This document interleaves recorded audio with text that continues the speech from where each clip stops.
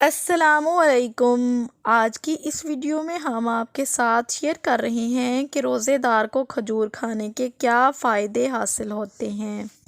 खजूर खाने के ऐसे फ़ायदे जिनसे आप वाकिफ़ होंगे। खजूर आपके जिस्म में एनर्जी को बढ़ाती है। खजूर खाने से हड्डियाँ मज़बूत होती हैं। खजूर खाने से कब्ज़ से छुटकारा मिलता है। खजूर दिल को मज़बूत बनाती है। खजूर आपके जिस्म में इन्फ्लेमेशन को ख़त्म करती है। खजूर खाने से जिस्म में खून की कमी नहीं रहती है। खजूर खाने से वज़न में इजाफ़ा होता है। खजूर जिस्म के बुरे कोलेस्ट्रॉल को कम करके अच्छे कोलेस्ट्रॉल को बढ़ा देती है।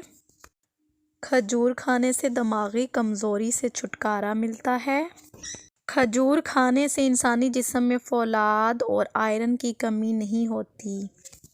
उम्मीद करती हूँ आपको वीडियो पसंद आई होगी। वीडियो को लाइक और मेरे चैनल को सब्सक्राइब ज़रूर कर लें। शुक्रिया।